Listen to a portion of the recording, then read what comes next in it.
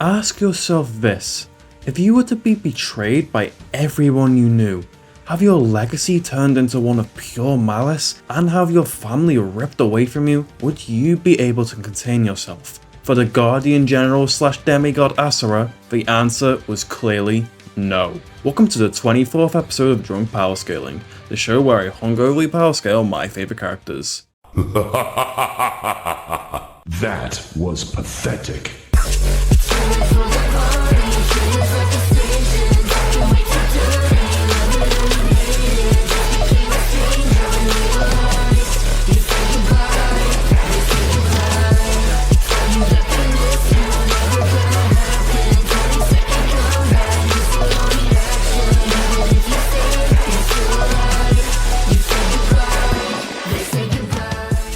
Asura's, wrath was at its boiling point, so he climbed out of Naraka and set out on a quest to rescue his daughter Mithra, and if he had to slaughter his former generals, now called the Seven Deities, he wouldn't hold back. To be able to slaughter his former comrades, especially after they increased their power to become gods, he'd need to have some impressive skills and abilities. For one, he's over 12,000 years old, having plenty of experience as a seasoned general with a platoon of soldiers behind him, although he's more of a solo fighter than a tactician, meaning he's more than ready to counterattack any foe, being trained to analyze and predict enemy attacks. Now, there's a common misconception that Asura is just a straight up brawler with no real strategy, which is the furthest thing from the truth. He makes sufficient use of aerial combos, recovery backflips, drop kicks, roundhouse kicks, spinning headbutts, and he can easily disarm weapons. The point being, he's a martial arts expert, even developing the nutcracker technique.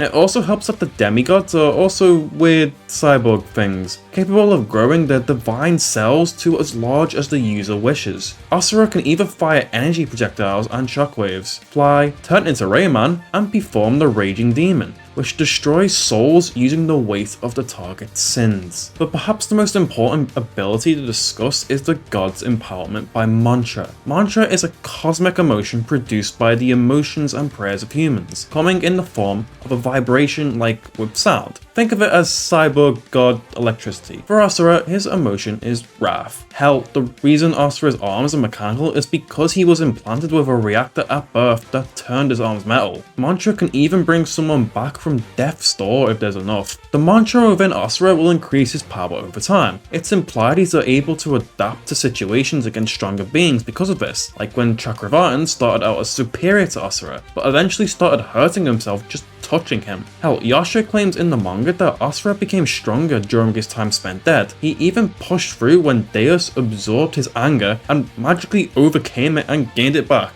His mantra can also be unleashed with his Wrath Cannon technique. Additionally, demigods instead of hearts have cores, which channel mantra. If they're removed, they will die. And near the end of the story, Asura picks up the mantra reactor of the Karma Fortress, containing the souls of 7 trillion innocent humans. He not only now can control his power, but it also allows him to absorb mantra, which could imply he can absorb certain types of energy. It should also be noted, Asura has a form of regeneration. It's a little inconsistent. In the games, it can take decades, but in the manga, it's instant. When he does die, he usually just climbs out of Naraka, the in-between space before being reincarnated. Although this can take a varied amount of time. His regeneration also improved over time, being able to regenerate his mantra core and regenerate from being a skeleton. Now it's time to talk about his forms. When Asura's anger increases, the more mantra he gets, first turning him into his unlimited form, where most attacks barely harm him. Next up, his 6-armed Vajra form, buffing his stats. Then, when his wrath reaches its peak,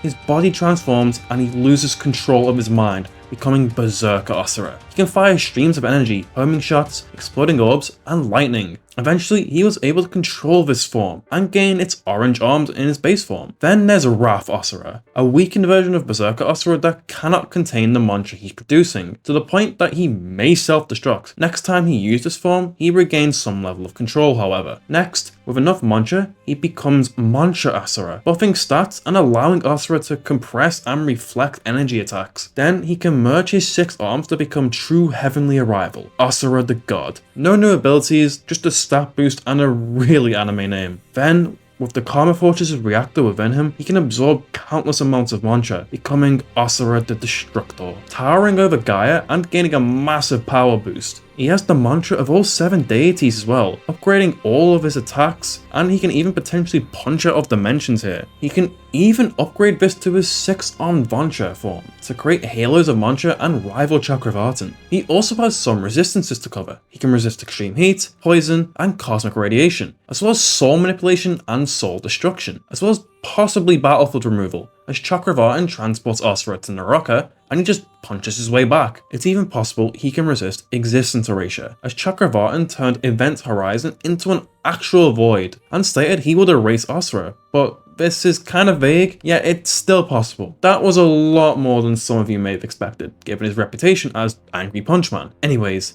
let's discuss just how strong Asura really is. The 8 guardian generals who knew only war are no more.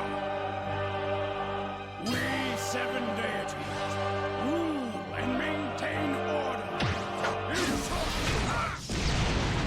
His mantra arms can burn holes through mountains. He's parted clouds, destroyed a large spaceship, broke Argus's sword that had just stabbed through the planet, split a Goma carrier in half, stopped an attack from Akuma which lifted part of the moon's surface. Hell, Asura's even blew up the moon and destroyed dozens of starships. To get even more crazier, he can annihilate planets, and he's defeated Deus, who merged with the Karma Fortress and reformed the Masatsu Hankla. He even destroyed Kaiju Wizen. Then, Asura grew so powerful he could destroy stars. With enough mantra, he beat Chakravartin, who can create large celestial bodies. Lastly, at the end of the story when Asura killed him, Chakravartin's giant golden statue form caused a massive explosion with more energy than our observable universe. It should be noted though that with Asura's adaptation, you could argue he could match higher levels of power. However, this is less an ability Asura just has, and it's more just a way for the writers to show off cool moments. With characters with, quote, no limits, like Asura and his Wrath, it's always best to just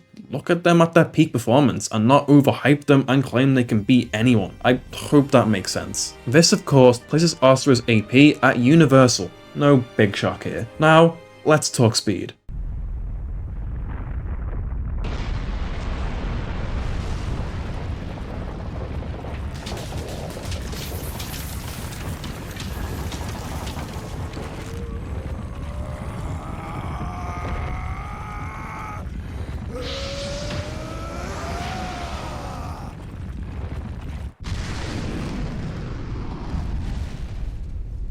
He's dodged Chakravartin spears, caught missiles, and giant blade swings. He's reacted to Deus' lightning and beams from Vlicha. He scales above the speed of the Masatsu Hankla, as well as to Argus, who jumped from the moon down to Earth. Asura has fired beams into orbit from ground level, and jumped all the way to the Karma Fortress from Earth in just a few seconds, as well as for Akuma from the moon down to Earth. He's blocked attacks from Bleacher, and in a few minutes, Asura flew from Gaia to outside of the galaxy in just a few minutes. Chakravartin produced these shockwaves that Mithras sort of reacted to, a character far weaker to Asura, as well as these beams of light that cross stellar distances in a fraction of a second. Asura has also dodged several of these during his boss fight too. This means we can place Asura's speed at massively faster than Light Plus. Let's talk durability now.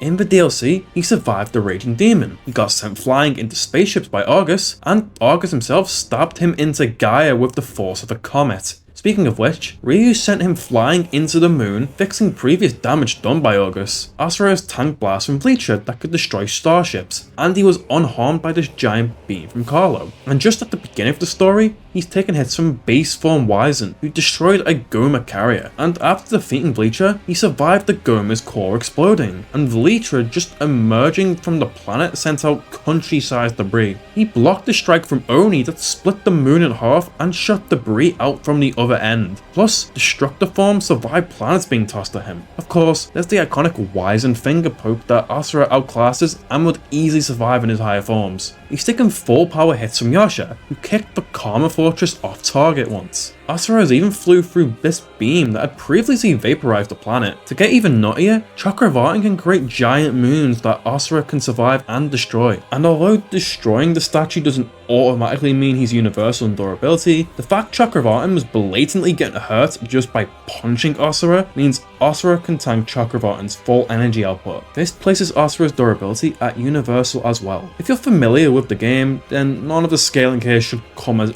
any shock. But regardless, I hope you enjoyed this reminder. With that being said, stay safe, and as always, be excellent to each other.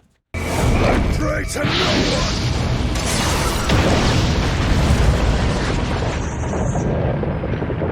Nor will I be prayed to!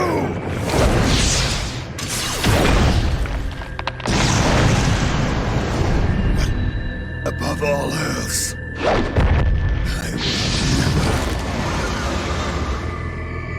forgive you!